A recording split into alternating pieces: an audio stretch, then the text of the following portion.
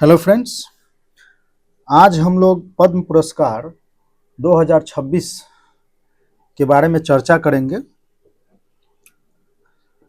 अभी 131 जो है टोटल मिलने हैं, अभी कुछ लोगों को मिला है, वो हम देखेंगे। पद्म पुरस्कार, तो पद्म पुरस्कार अगर हम देखें तो सिविलियन अवार्ड में 4 हैं। अगर हम सिविलियन अवार्ड की बात करते हैं तो इसमें 4 है। एक है भारत रत्न और पद्म पुरस्कार है, पद्म प्राइज है। इसमें हमारा क्या है, पद्म विभूषण है, पद्म भूषण है एंड पद्म श्री है। ठीक, अब पद्म पुरस्कार की अगर हम चयन प्रक्रिया की बात करें तो इसमें होता क्या है, पहला चरण अगर हम देखें तो नामांकन होता है। सभी नामांकन कैबिनेट सचिव की अध्यक्षता वाली जो पद्म पुरस्कार समिति है उसके समक्ष रखी जाती है। यानी जो कैबिनेट सचिव की अध्यक्षता वाली जो पद्म पुरस्कार समिति है उसके समक्ष रखी जाएगी। फिर समिति की अनुशंसा होगी और समिति की सिफारिश प्रधानमंत्री और राष्ट्रपति को प्रस्तुत की जाती है। यानी समिति की अनुशंसा, जिसमें क्या होगा कि समिति की सिफारिश प्रधानमंत्री और राष्ट्रपति को प्रस्तुत की जाएगी। उसके बाद स्वीकृति होती है। तो स्वीकृति में प्रधानमंत्री और राष्ट्रपति इस पर अपना क्या करेंगे, स्वीकृति प्रदान करते हैं। फिर घोषणा होती है। तो प्रत्येक वर्ष गणतंत्र दिवस की पूर्व संध्या पर पुरस्कारों की घोषणा की जाती है। उसके बाद अलंकरण होता है, यानी राष्ट्रपति द्वारा औपचारिक समारोह में पुरस्कार प्रदान किए जाते हैं और पुरस्कार विजेताओं को एक सनद, एक प्रमाण पत्र और एक पदक प्राप्त होता है। उच्चतर श्रेणी की अगर हम बात करें तो किसी भी उच्च श्रेणी में पद्म पुरस्कार के लिए कम से कम 5 वर्ष का अंतराल आवश्यक है, यानी 5 वर्ष के अंतराल कम से कम होने चाहिए।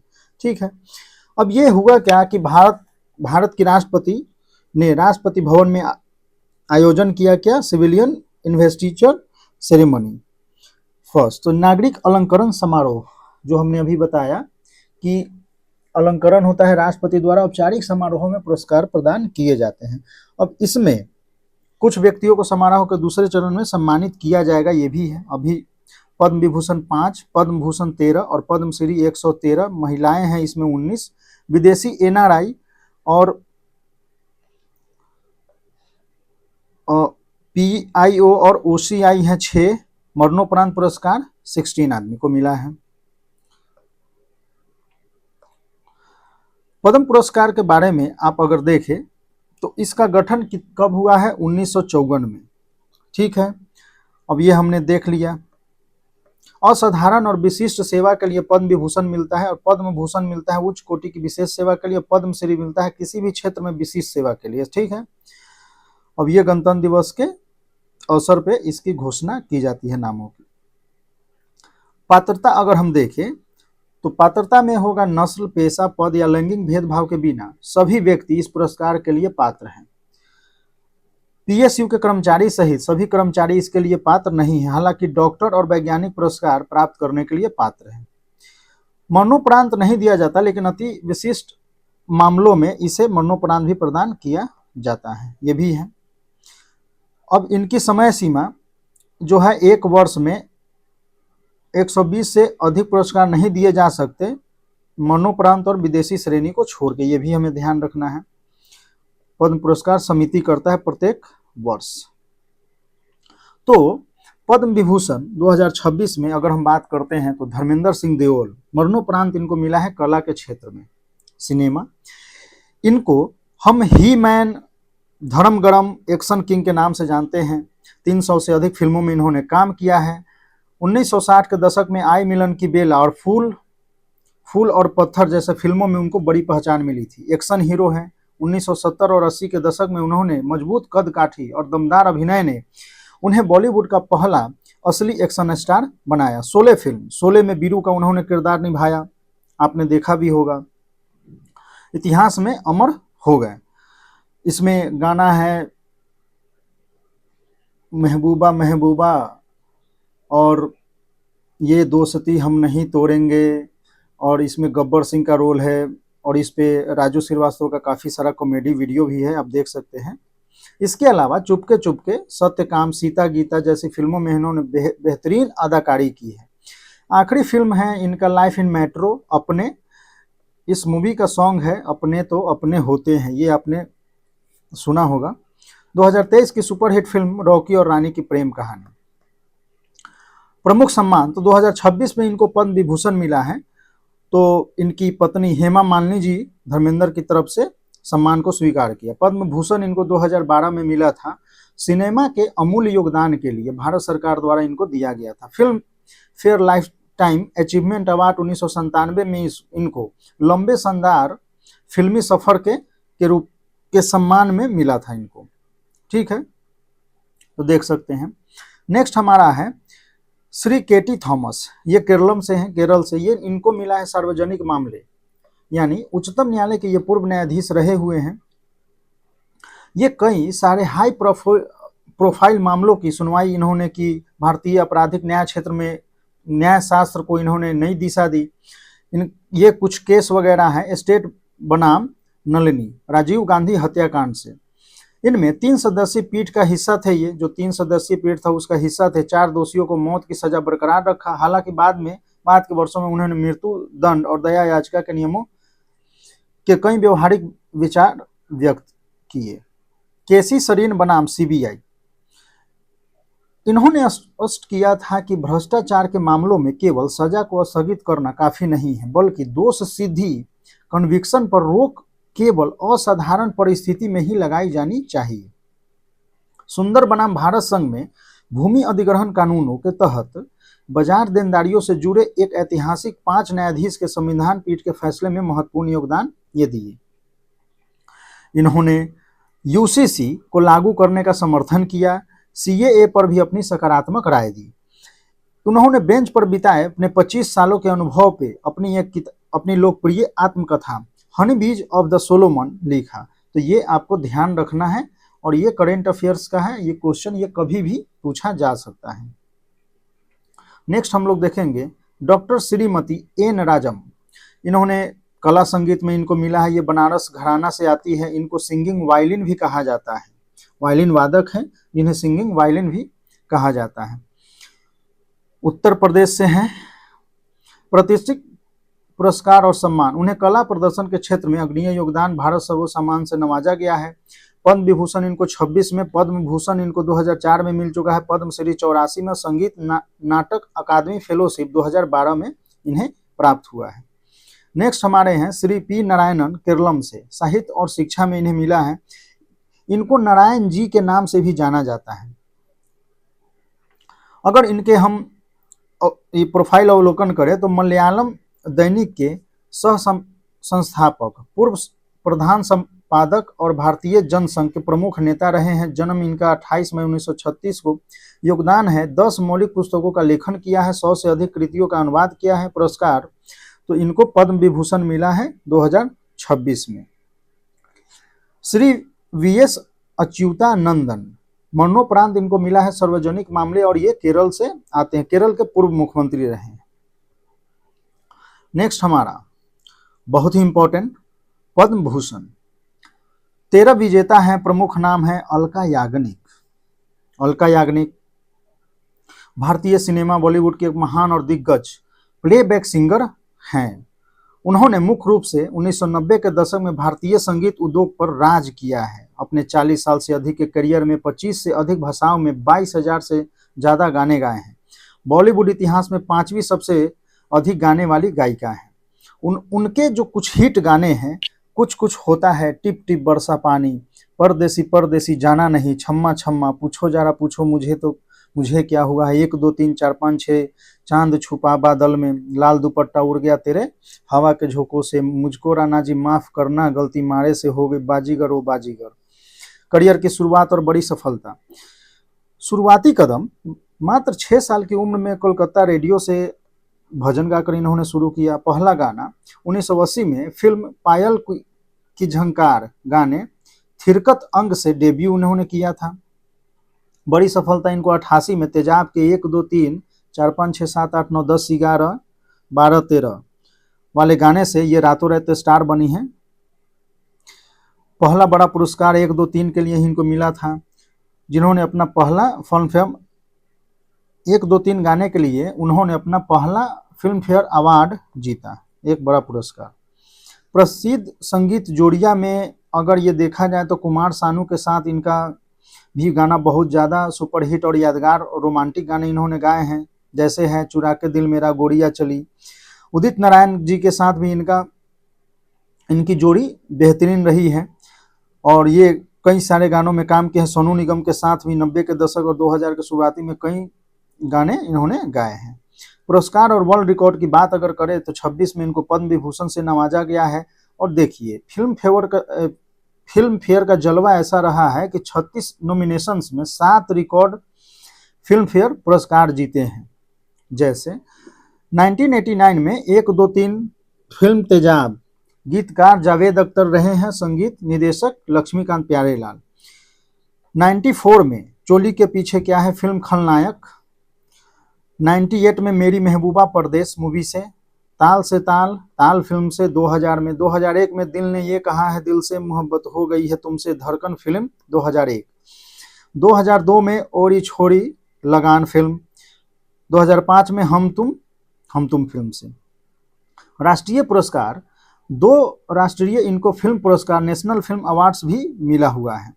जैसे घूंघट की आड़ से गाना जो है वो फिल्म हम हैं राही प्यार के, इसमें 93 में इनको मिला है। 98 में कुछ कुछ होता है गीत पे मिला है, जो फिल्म है कुछ कुछ होता है।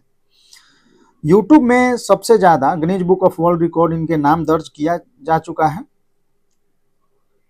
तो ये है, इनका ध्यान रखना है गाने वगैरह। नेक्स्ट हमारे हैं मम्मूटी, ये मलयालम को कला में मिला है।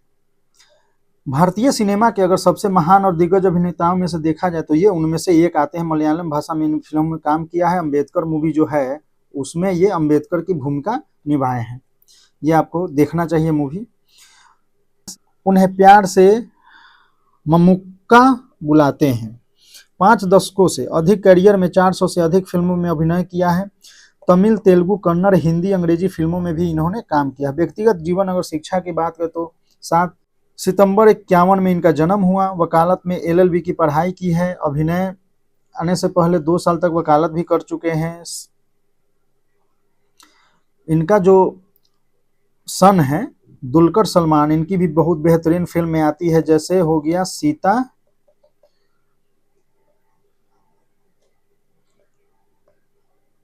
रामम, ये है मूवी। और भी काफ़ी सारे मूवी है जो आप देख सकते हैं, बेहतरीन मूवी। इरफान खान के साथ भी इन्होंने काम किया है, दुलकर सलमान। अब मम्मूटी की बात करें हम तो प्रमुख पुरस्कार और सम्मान तो राष्ट्रीय फिल्म पुरस्कार, इनको 3 बार सर्वश्रेष्ठ अभिनेता का राष्ट्रीय पुरस्कार इन्होंने जीता है। केरल राज फिल्म से 11 बार और पद्मश्री 98 में पद्मश्री से इनको सम्मानित किया गया भारत सरकार द्वारा।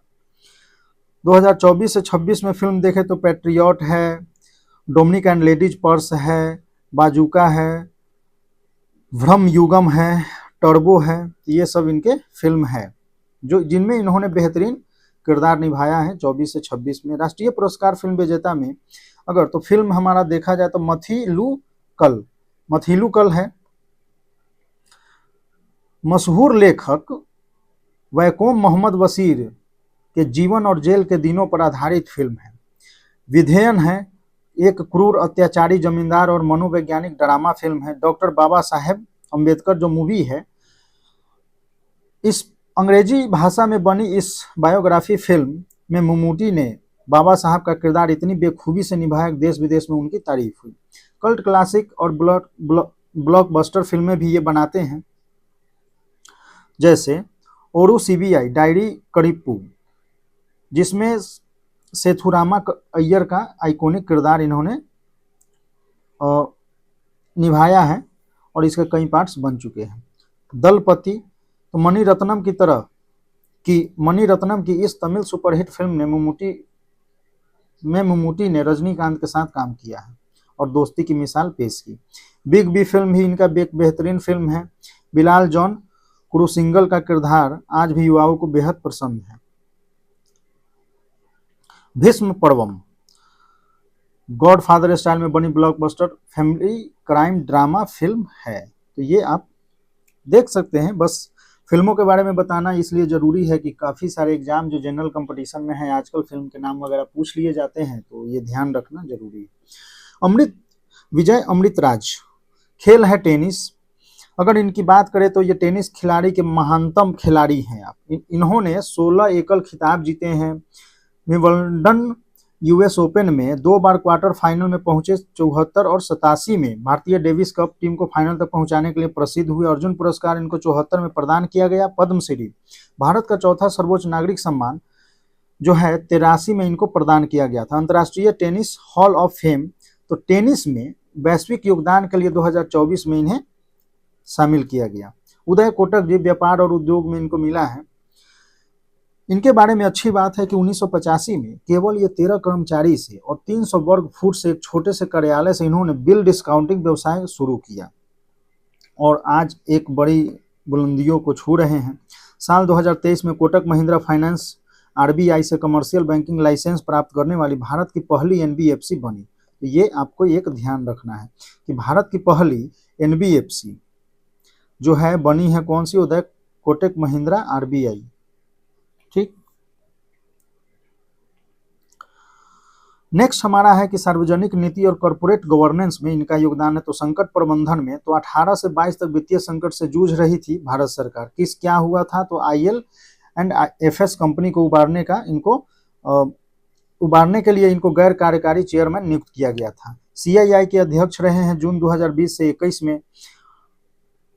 औद्योगिक विकास का इन्होंने इस पे नेतृत्व किया। कॉर्पोरेट सुधार में तो 17 में सेबी कॉर्पोरेट गवर्नेंस समिति के अध्यक्ष बने, जहां इन्होंने पारदर्शी कॉर्पोरेट प्रथाओं के लिए बड़े बदलाव की सिफारिश की थी। नेक्स्ट हमारे हैं शिबू सोरेन जी, लोक सेवा मरणोपरांत जेएम के संस्थापक हैं। जनता के बीच इनको गुरु जी, दिशोम गुरु, देश के नेता के नाम से बेहद लोकप्रिय थे।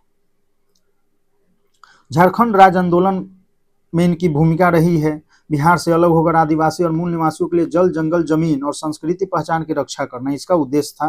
किसका? झारखंड राज्य आंदोलन का। शुरुआती नींव अगर देखा जाए इस आंदोलन की तो 19वीं सदी में बिरसा मुंडा और सिद्धू कान्हू जैसे महानायकों ने अंग्रेजों और शोषकों के खिलाफ उलगुलान और हुल कर खिलाफ विद्रोह कर इस आंदोलन की नींव रखी थी। पहला राजनीतिक प्रयास 1939 में हॉकी दिग्गज जयपाल सिंह मुंडा ने आदिवासी महासभा की कमान संभाली। बाद में झारखंड पार्टी बनाकर आजाद भारत में पहली बार व्यवस्थित रूप से अलग राज्य की मांग उठाई।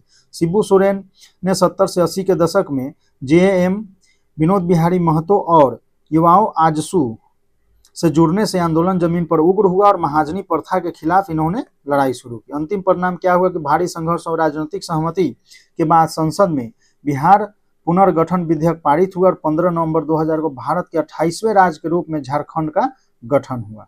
28वें राज्य के रूप में 15 नवंबर 2000 को झारखंड का गठन हुआ है। नेक्स्ट हमारे हैं भगत सिंह कोश्यारी। लोक सेवा में इनको मिला है और पूर्व उत्तराखंड के सीएम रहे हैं। उत्तराखंड के दूसरे मुख्यमंत्री जो 2001 से 2, महाराष्ट्र के राज्यपाल के रूप में भी इन्होंने काम किया। कुछ समय के लिए गोवा के राज्यपाल भी अतिरिक्त प्रभार इन्होंने संभाला। पीयूष पांडे, कला और मरणोपरांत विज्ञापन विशेषज्ञ। भारतीय विज्ञापन जगत की एक महान हस्ती थे ये। भारतीय विज्ञापन का इन्हें गॉड फादर माना जाता है। उन्होंने विज्ञापन में पश्चिमी शैली को हटाकर उसे शुद्ध भारतीय संस्कृति और आम बोलचाल और मिट्टी की खुशबू से जोड़ा। यानी पश्चिमी शैली जो हमारे ऐड में थे, ऐड में हमारा वेस्ट जो कल्चर था, इसको उन्होंने क्या किया? तो किया इन्होंने इंडियन कल्चर में कन्वर्ट किया है। आम बोलचाल जो हमारी रीजनल मतलब डेली बेसिस पे जो हम लोग बातचीत करते हैं और जो अपनी मिट्टी की खुशबू है वो ऐसी वाली ऐड पे इन्होंने काम किया। शुरुआती जीवन की अगर बात करें तो विज्ञापन की दुनिया में आने से पहले वे एक चाय तस्कर थे और कंस्ट्रक्शन प्रोफेशनल। उन्होंने राजस्थान की तरफ से रणजी ट्रॉफी क्रिकेट भी खेला है। ओलिगवी का सफ़र है तो 82 में ओलिगवी एंड माथेर ज्वाइन किया और 6 साल बाद क्रिएटिव विभाग में आए और आगे चलकर ग्लोबल क्रिएटिव प्रमुख बने। एजेंसी को शीर्ष पहुंचाया। ओलिगवी इंडिया ने लगातार 12 वर्षों तक देश की नंबर 1 विज्ञापन एजेंसी का स्थान बनाए रखा। ठीक है, तो Ogilvy India, Ogilvy India, Ogilvy and Mather. प्रमुख पुरस्कार और सम्मान, मिले सुर मेरा तुम्हारा, मिले सुर मेरा तुम्हारा तो सुर लगे है प्यारा। उन्होंने 1988 में इस ऐतिहासिक राष्ट्रीय एकता गीत के बोल लिखे, लिरिक्स लिखा, और इसको गाया किसने? पंडित भीमसेन जोशी ने इसको गाया है। ये हमें ध्यान रखना है। ठीक, पद्म पुरस्कार, तो 16 में इनको पद्म श्री, 2026 में मरणोपरांत पद्म भूषण इनको सम्मानित किया गया है। कांस लायंस में तो पीयूष पांडे और उनके भाई प्रसून पांडे तो विज्ञापन जगत के प्रतिष्ठित लायन ऑफ सेंट मार्क है। लाइफ टाइम अचीवमेंट अवार्ड इनको मिला है। ये पहले एशियाई हैं जो ये सम्मान प्राप्त करने वाले हैं। LIA लीजेंड अवार्ड, यह 24 में एक वैश्विक लाइफ टाइम सम्मान से पाने वाले पहले भारतीय हैं। तो ये भी आपका क्वेश्चन बढ़िया है, ये भी आपको ध्यान रखना है। अब ये मिले सुर मेरा तुम्हारा को गाया किसने? तो पंडित भीमसेन ने। लिखा किसने? तो पीयूष पांडे। पीयूष पांडे जी द्वारा डिजाइन किए गए भारत के कुछ उल्लेखनीय विज्ञापन अभियानों में शामिल है, तो इसको हम लोग देखते हैं। अब की बार मोदी सरकार, तो बीजेपी 2014 चुनाव अभियान में ये यूज किया गया। प्रसिद्ध नारे अच्छे दिन आने वाले हैं, अमिताभ बच्चन के साथ पोलियो विज्ञापन में काम किया। फेविकोल के विज्ञापन, फेविकोल बस, फेविकोल मछली, फेविकोल सोफा। फेविकोल विज्ञापन जैसे तोरो नहीं जोरो, गुगली बुगली बुस। पॉन्ड्स विज्ञापन में चल मेरी लूना। कैडबरी डेयरी मिल्क के विज्ञापन अभियान जैसे कुछ खास है। एशियन पेंट्स के विज्ञापन अभियान जैसे हर घर कुछ कहता है, हर घर कुछ कहता है।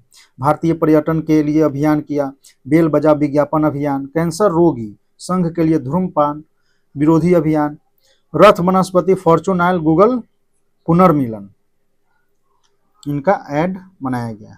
नेक्स्ट हम आते हैं वेल्लापल्ली नटेशन। समाज सेवा में इनको मिला है लोक सेवा और सामाजिक कार्य में इनका एक बेहतरीन योगदान है। केरल के पिछड़े समुदाय के उत्थान के लिए इन्होंने काम किया है। माइक्रो फाइनेंस और शैक्षणिक संस्थानों की स्थापना में महत्वपूर्ण भूमिका इनकी रही है। 1996 में श्री नारायण धर्म परिपालन SNDP के योगम के महासचिव रहे हैं, जो समाज सुधारक श्री नारायण गुरु के सिद्धांतों पर काम करता है। ये इंपॉर्टेंट है, ये ध्यान रखना है।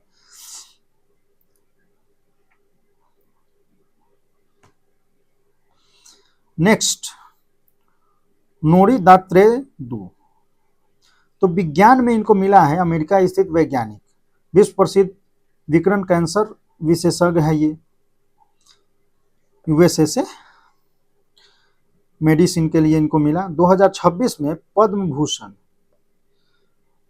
2015 में इनको पद्मश्री से सम्मानित किया गया है पहले। प्रमुख बिंदु और चिकित्सा में योगदान, तो देखिए कैंसर अनुसंधान के अग्रदूत हैं। तो डॉक्टर नूरी ने विशेष रूप से महिलाओं और पुरुषों में होने वाले जटिल कैंसर के इलाज में आधुनिक तकनीकों का विकास किया। ब्रैकीथेरेपी तकनीक, उन्होंने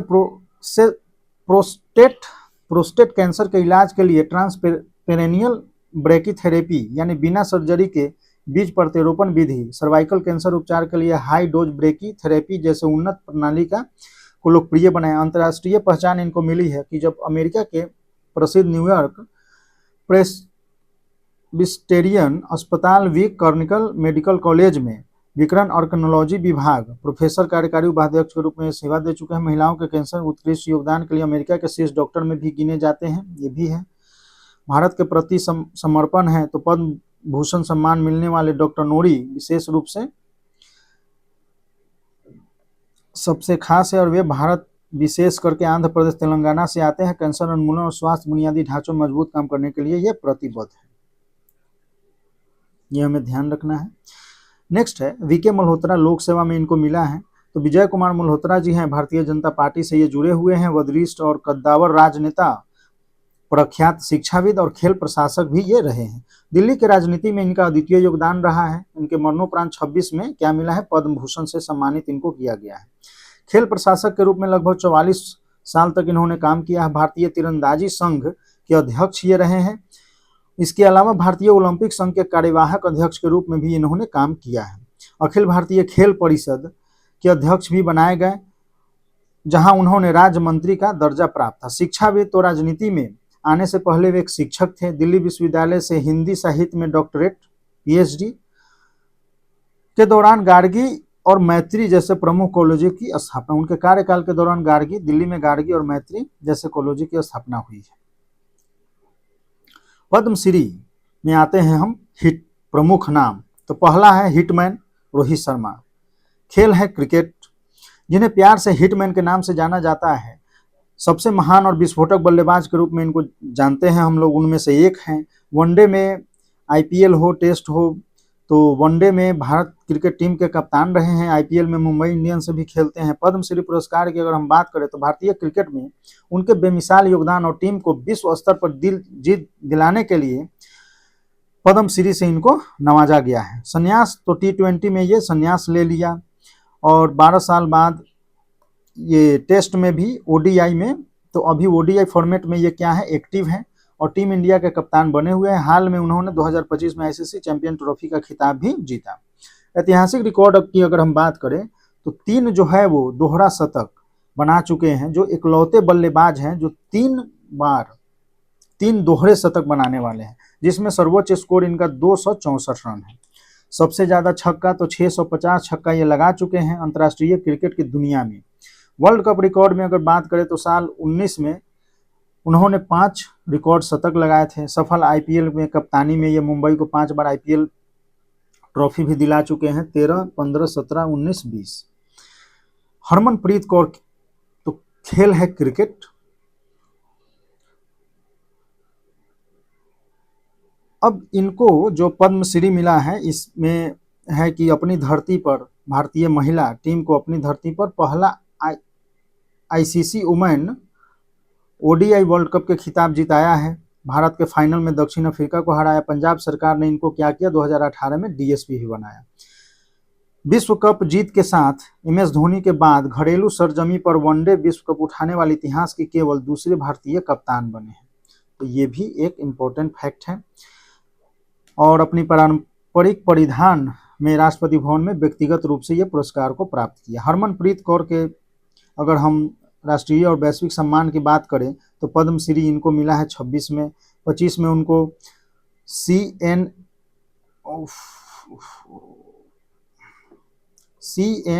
news 18 Indian of the year. 2023 में Wisden cricket of the year सम्मान पाने वाली पहली भारतीय महिला है, ये इंपॉर्टेंट फैक्ट है। विजडन अर्जुन पुरस्कार क्रिकेट 2017 में इनको युवा मामले और खेल क्रिकेट मंत्रालय से मिला है। नेक्स्ट, सविता पुनिया। खेल है हॉकी। भारतीय महिला हॉकी के गोलकीपर और पूर्व कप्तान सविता पुनिया को खेल में उनको असाधारण योगदान के लिए भारत के चौथे सर्वोच्च नागरिक पुरस्कार पद्मश्री से सम्मानित किया गया। भारतीय हॉकी की दीवार के रूप में ये प्रसिद्ध हैं, तो ये आपका इंपॉर्टेंट है। ये पुनिया जी हैं, सविता पुनिया जी, जिन्हें भारतीय हॉकी की दीवार के रूप में ये प्रसिद्ध हैं, जो भारतीय हॉकी की दीवार के रूप में प्रसिद्ध हैं। उन्हें उनके प्रेरणादायक सफर और शानदार गोल कीपिंग के लिए सम्मानित किया गया। प्रमुख उपलब्धियां की अगर और सफलताएं की बात करते हैं तो पद्मश्री इनको इस बार मिला है। भारत की दीवार यानी असाधारण और रिकॉर्ड तोड़ गोल कीपिंग की वजह से इनको नाम दिया गया था ये, और 300 से अधिक अंतर्राष्ट्रीय मैच खेलने वाली पहली महिला गोलकीपर बनी है। ओलंपिक तो 2020 के टोक्यो ओलंपिक में टीम के ऐतिहासिक चौथे स्थान पर रहने के दौरान रक्षात्मक रूप से टीम का नेतृत्व इन्होंने किया। उपलब्धि तो अर्जुन पुरस्कार भी इन्हें मिल चुका है, तो ये हमें ध्यान रखना है। बलदेव सिंह, खेल हॉकी। बलदेव सिंह भारतीय हॉकी के एक महान खिलाड़ी और प्रख्यात द्रोणाचार्य अवार्डी कोच हैं। भारतीय हॉकी विशेष रूप से जमीनी स्तर पर खेल के विकास और महिला हॉकी को एक नई पहचान देने के लिए 4 दशकों से अधिक के असाधारण योगदान के लिए इन्हें जाना जाता है। एक खिलाड़ी के रूप में इनका करियर, तो कोचिंग में आने से पहले, कोच बनने से पहले बलदेव सिंह स्वयं एक बेहतरीन डिफेंडर, फुल बैक खिलाड़ी थे। अंतर्राष्ट्रीय प्रतिनिधित्व तो 1970 के दशक में भारतीय राष्ट्रीय हॉकी टीम के प्रतिनिधित्व किया। 1971 में बार्सिलोना विश्व कप में कांस्य पदक जीतने वाली भारतीय टीम का हिस्सा थे। इसके अलावा 73 और 78 में विश्व कप और 1976 में मॉन्ट्रियल ओलंपिक में भी भाग लिया। राष्ट्रीय सम्मान में इन्हें अर्जुन पुरस्कार 98 में सम्मानित किया जा चुका है। बलदेव सिंह को हरियाणा में हॉकी का पिता भी कहा जाता है, मतलब इस नाम से इन्हें जाना जाता है। हरियाणा के छोटे शहर शाहबाद मारकंडा में इनका जन्म हुआ है। भारतीय महिला हॉकी के नर्सरी गढ़ में तब्दील कर दिया और चैंपियंस के निर्माता ये बने और 80 से अधिक अंतर्राष्ट्रीय खिलाड़ी और भारतीय हॉकी टीम के 8 कप्तान को तैयार किया इन्होंने। प्रमुख शिष्य के रूप में देखें तो पूर्व कप्तान रानी रामपाल, नवजोत कौर, नवनीत कौर, गगनदीप सिंह दिग्गज खिलाड़ी निकले। साथ ही पुरुषों में पूर्व कप्तान और ड्रैग फ्लिकर संदीप सिंह ने भी इनसे प्रशिक्षण लिया। राष्ट्रीय टीमों के कोच, भारतीय जूनियर पुरुष टीम 93 के मुख्य कोच, सीनियर पुरुष टीम के सहायक कोच 96 में, 1 से 4 के दौरान राष्ट्रीय टीम के मुख्य कोच रहे, जहां उन्हें मार्गदर्शन में भारत ने 2004 का एशिया कप स्वर्ण पदक जीता था। 2004 का एशिया कप स्वर्ण पदक इनके मार्गदर्शन में जीता था। प्रवीण कुमार खेल, भारतीय पैरा एथलेटिक दुनिया के number 1 para high jumper Praveen Kumar को मई 2026 में भारत सरकार द्वारा प्रतिष्ठित पद्मश्री से सम्मानित किया गया है। मात्र ये 23 वर्ष की उम्र में खेल जगत में उन्हें असाधारण और ऐतिहासिक योगदान के लिए प्राप्त किया गया है। खेल उपलब्धि की इनकी बात करें तो खेल श्रेणी में ऊंची कूद हाई जंप में T64 श्रेणी के दिग्गज खिलाड़ी हैं।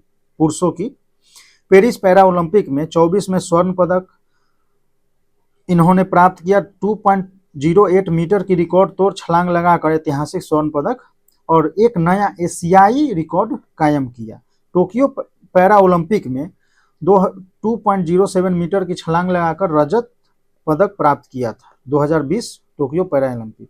एशियाई पैरा खेल 2022 में इस प्रतियोगिता में इन्होंने शानदार प्रदर्शन करते हुए स्वर्ण पदक जीता था। 2022 एशियाई पैरा खेल में शानदार प्रदर्शन किया और स्वर्ण पदक जीता। जीवन परिचय की अगर बात करें तो मूल स्थान तो उत्तर प्रदेश के जेवर गौतम बुद्ध से हैं। प्रवीण कुमार 15 मई 2003 को इनका जन्म हुआ। शारीरिक चुनौती तो जन्म से ही एक पैर के शारीरिक दिव्यांगता, छोटे पैर के साथ ये पैदा हुए। शुरुआती सफर अगर देखें तो वॉलीबॉल के ये शौकीन खिलाड़ी रहे हैं, खेलने का इनको शौक है। कोच लेकिन बाद में अपने कोच डॉक्टर सत्यपाल सिंह के मार्गदर्शन में ऊंची कूद को अपनाया और स्वर्ण पदक ये जीते। अन्य जो अगर सम्मान की बात करें तो पद्मश्री के अलावा खेल में उनके उत्कृष्ट प्रदर्शन से इनको सम्मानित किया जा चुका है, जैसे हो गया मेजर ध्यानचंद खेल रत्न पुरस्कार, भारत का सर्वोच्च खेल सम्मान अर्जुन पुरस्कार।